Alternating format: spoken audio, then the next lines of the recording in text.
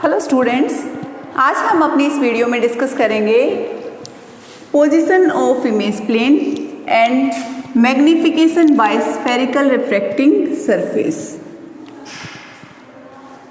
अपनी previous video में हमने डिस्कस किया है translation matrix and reflection matrix. आज इस आर्टिकल में उन दोनों मैट्रिसेस को कैसे यूज़ किया जाता है वो हम डिस्कस करेंगे। तो सबसे पहले उन मैट्रिसेस को यूज़ करके हम फाइंड आउट करेंगे जो हमारी इमेज प्लेन है उसकी पोजीशन की, इमेज जहाँ पे बन रही है उसकी पोजीशन कोऑर्डिनेट्स हमारे कैसे हम फाइंड आउट कर सकते हैं उसको डिराइव करेंगे। एंड सेकंड, अगर हम एक स्फेरिकल रिफ्रैक्टिंग सरफेस यूज़ कर रहे हैं तो उसका मैग्नीफिकेशन कितना होगा उसका फॉर्मूला हम यहाँ पे डिस्कस करेंगे। तो उसके लिए अगेन हम लेके चलते हैं सबसे पहले अपना स्फेरिकल रिफ्रैक्टिंग सरफेस। ये लेंस है हमारा, ये हमने ड्रॉ कर ली एक्स एक्सिस। यहाँ पे हमारा ऑब्जेक्ट रखा है तो हम मान लेते हैं ओ प्राइम इज ऑब्जेक्ट पोजीशन। यहाँ पे ये जो बीम है आपकी वो इस लेंस को इस पर्टिकुलर पॉइंट पे टच करती है जहाँ पे रिफ्रैक्शन फिनोमिना फॉलो होता है। एंड रिफ्रैक्शन फिनोमिना के बाद ये बीम बेंड करके इस पॉइंट पे इमेज बनाती है। तो ये हमने मान लिया position of image, position of object, P point before refraction and Q point after refraction. ठीक है, अब यहाँ पे इनके कोऑर्डिनेट्स की हम बात करें तो ये आपका हो गया यहाँ पे y1 कोऑर्डिनेट, ये y एक्सिस के अलोंग इसका, और यहाँ पे इसका पॉइंट को हम लिख देते हैं y2, डिस्टेंस ये y एक्सिस के अलोंग।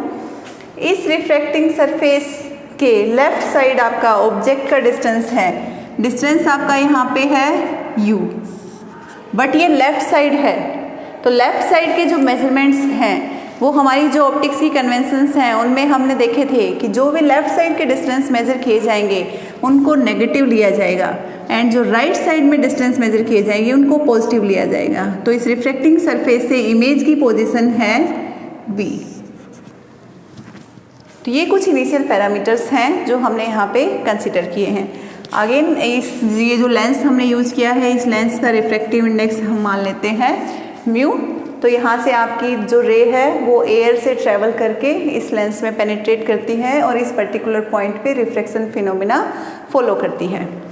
अब ये u नेगेटिव क्यों लिया एंड v पॉजिटिव क्यों लिया ये आपको क्लियर हो गया होगा। u is negative because it is on the left side of refracting surface and v is positive because it is on the right side of refracting surface. अब हम बात करें कि हमारी जो लाइट रे है वो यहाँ से इस पर्टिकुलर पोजीशन से स्टार्ट हुई तो उसने कौन कौन से फिनोमिना फॉलो किए ड्यूरिंग इट्स पाथ। सबसे पहले O2P बीम ने यहाँ पे किया ट्रांसलेशन मोशन। ठीक है, जैसे ही P to Q अपनी पोजीशन चेंज की है यहाँ पे हुआ है रिफ्रैक्शन। ठीक है, इस पर्टिकुलर पॉइंट पे रिफ्रैक्शन हुआ है। And Q to I again एक सेम होमोजीनियस मीडियम चला है तो अगेन यहाँ पे बीम ने फॉलो किया है ट्रांसलेशन। तो इस टाइप से हम देख सकते हैं कि हमारा ऑब्जेक्ट से इमेज तक जो लाइट रे ने पोजीशन ये डिस्टेंस कवर किया है उसके बीच में उसने ये 3 पर्टिकुलर टाइप के फिनोमिनन फॉलो किए हैं। तो अब हम कोऑर्डिनेट्स की बात करें तो इस पर्टिकुलर पॉइंट पे हमने मान लिया कोऑर्डिनेट है λ1 y1, P पे कोऑर्डिनेट है lambda prime y prime, Q पे कोऑर्डिनेट हो गए lambda double prime y double prime and I पे कोऑर्डिनेट हो गए λ2 y2।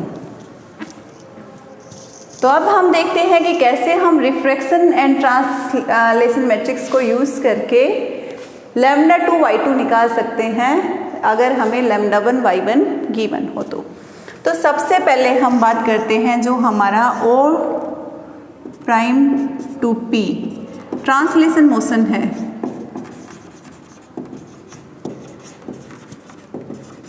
इस ट्रांसलेशन मोशन के दौरान क्या हुआ, इस टाइम हम कह सकते हैं कि हमारे जो कोऑर्डिनेट्स हैं वो λ1 y1 से λ प्राइम y प्राइम चेंज हुए।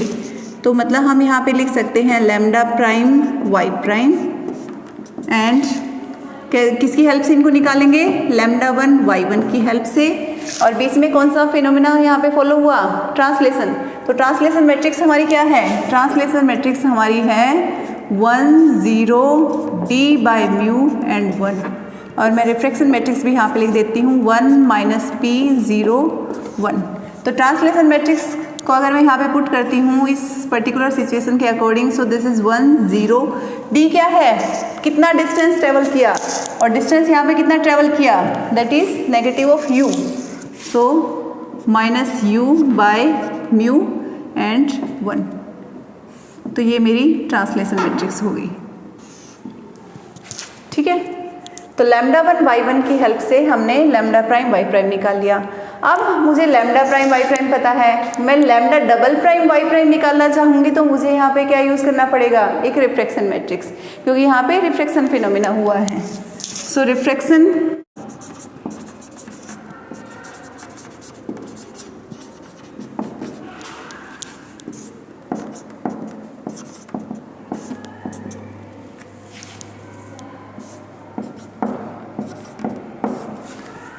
Lambda double prime y double prime को लैम्डा प्राइम वाई प्राइम की हेल्प से निकालेंगे, बट यहाँ पे क्या यूज होगा? रिफ्रैक्शन मैट्रिक्स, क्योंकि पी पॉइंट पे रिफ्रैक्शन फिनोमेना फॉलो कर रहा है। तो रिफ्रैक्शन मैट्रिक्स मेरी हो गई 1 माइनस पी 0 1। अब यहाँ पे दोनों मीडियम्स के रिफ्रैक्टिव इंडेक्स कंसिडर कर लेते हैं। इसको हम कह देते हैं μ2 एंड ये मीडियम है, इसमें रिफ्रैक्टिव इंडेक्स हमारा μ1 है। एक जनरल केस हम डिस्कस कर लेते हैं ताकि उसको फिर फर्दर हम पर्टिकुलर कंडीशंस के अकॉर्डिंग मॉडिफाई कर सके। तो यहाँ पे ये ट्रांसलेशन मोशन है, ये ट्रांसलेशन मोशन हमारा इस फर्स्ट मीडियम में फॉलो हुआ, सो ये हमारा हो जाएगा यहाँ पे μ1 एंड जो रिफ्लेक्शन मैट्रिक्स है उसमें हम अभी p को एज इट इज़ लेके चलते हैं। p का हमारा फॉर्मूला क्या होता है वैसे? p is μ2 minus μ1 upon r, और r यहाँ पे है radius of curvature of this lens. तो अभी हम p को एज इट इज़ लेके चलते हैं, तो हमारे पास lambda double prime y double prime आ गया जब हमें पता था लैम्डा प्राइम वाई प्राइम। अब हम यहाँ पे पहुँच चुके हैं Q पे। रिफ्रैक्शन फिनोमिना फॉलो करने के बाद Q से I तक जो लाइट रे है उसने फॉलो किया अगेन ट्रांसलेशन मोशन, और जो ट्रांसलेशन मोशन है अब वो है μ2 मीडियम के अंदर। तो इसलिए अब हम बात करेंगे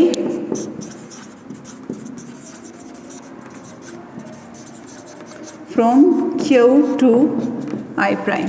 Q टू I प्राइम में ट्रांसलेशन मोशन है, तो अब हम लिख सकते हैं लैम्डा 2 y2 जो कि हमारे I प्राइम के कोऑर्डिनेट्स हैं, उनको lambda double prime y double prime Q के कोऑर्डिनेट्स की फॉर्म में, बट यहाँ पे हमें यूज़ करना पड़ेगा again translation matrix that is 1 0।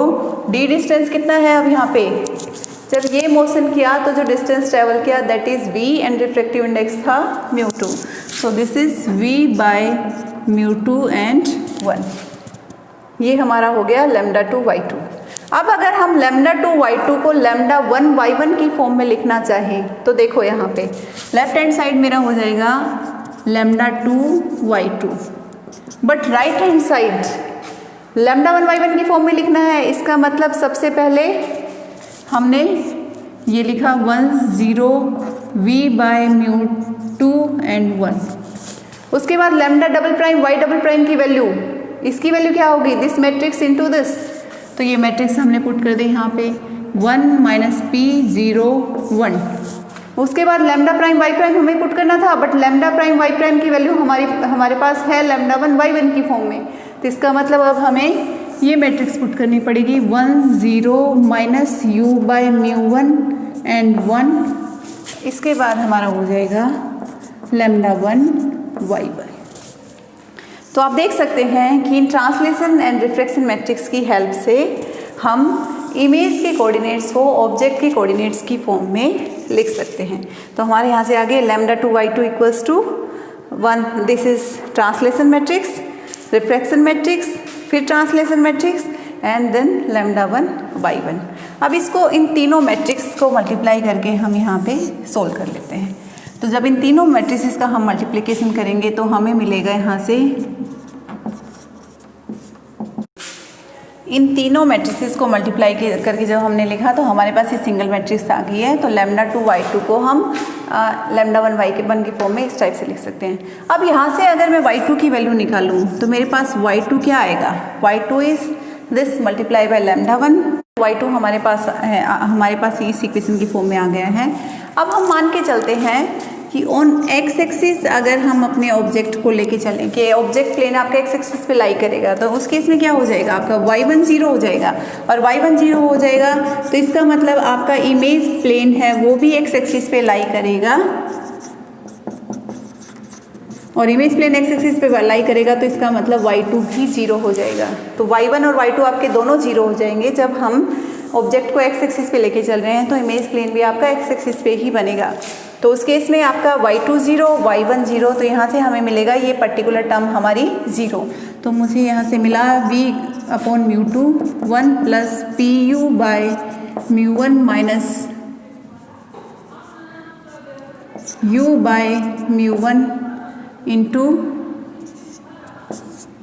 Lambda 1 equals to 0। ये टर्म अगर 0 है तो इसका मतलब क्या हुआ, आइदर ये ब्रैकेटेड जो टर्म है वो 0 होनी चाहिए, लैम्डा 1 0 होना चाहिए, बट लैम्डा 1 0 आपका हो नहीं सकता। इसका मतलब जो ब्रैकेट के अंदर टर्म है वो 0 होगी, और ब्रैकेट के अंदर टर्म 0 है तो यहाँ से मुझे मिला v/इक्वल्स टू 0। अब इस टर्म को हम थोड़ा एडजस्ट कर देते हैं, यहाँ से मुझे मिलेगा v/μ2 1 plus pu/μ1 equals to u/μ1। ये जो टर्म्स हैं इनको हम एक्सचेंज कर दें तो ये अगर लेफ्ट हैंड साइड लेके आती हूँ तो मेरे पास आएगा μ1/u 1 प्लस pu/μ1, और ये टर्म मैं राइट हैंड साइड लेके जाती हूँ तो यहाँ से हो जाएगा μ2/v। ठीक है, अब इसको मैं एक्सपेंड करके लिखूँ तो यहाँ से मुझे मिला μ1/u first term, plus second term में μ1 कैंसिल, u कैंसिल, तो plus p equals to μ2/v।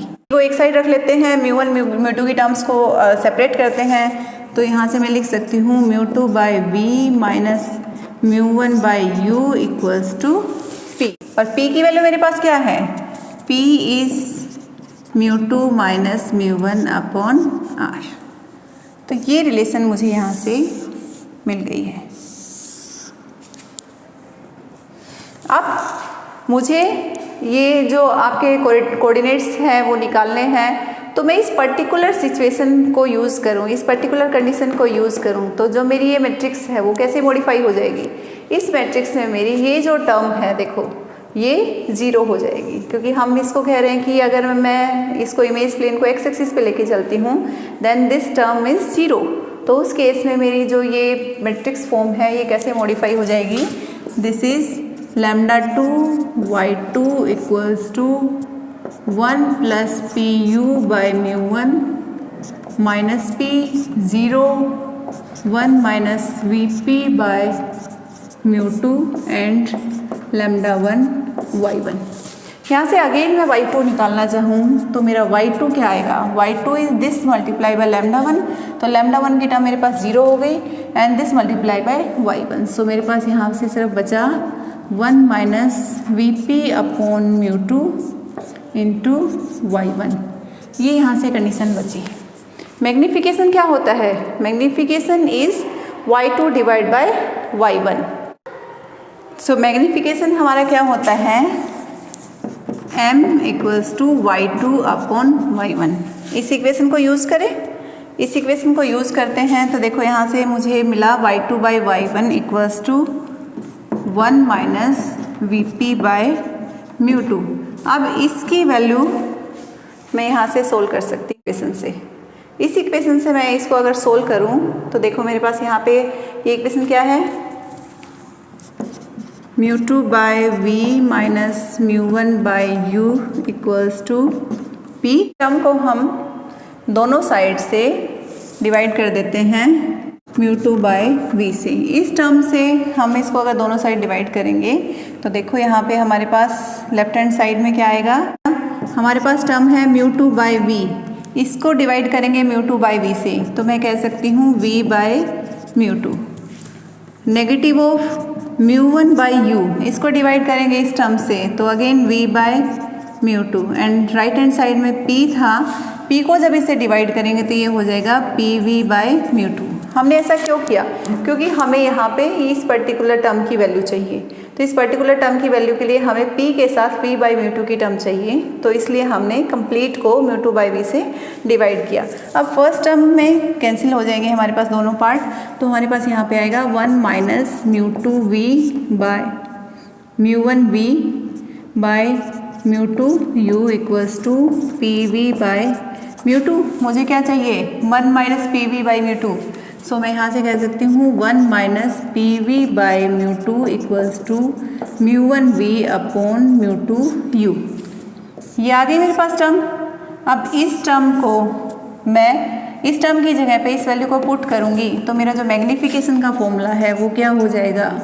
Mu one v upon mu two you.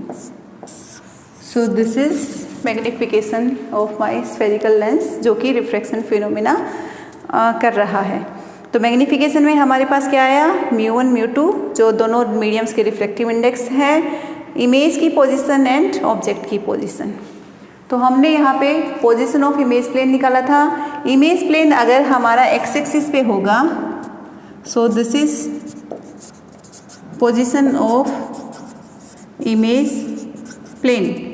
इस मैट्रिक्स फॉर्मूले से हम जो इमेज प्लेन है उसकी पोजीशन फाइंड आउट कर सकते हैं एंड इस फॉर्मूले की हेल्प से हम अपना मैग्नीफिकेशन है उसको सोल्व कर सकते हैं। This is all about the position of image plane and magnification by spherical refracting surface की एक रिफ्रैक्टिंग सरफेस है, स्फेरिकल शेप है उसकी, उससे अगर आपका रिफ्लेक्शन हो रहा है तो आपके जो इमेज प्लेन है उसकी पोजीशन एंड उसके मैग्नीफिकेशन के लिए आपके ये पर्टिकुलर फॉर्मूले आते हैं। और आई थिंक आपको ये क्लियर हुआ होगा।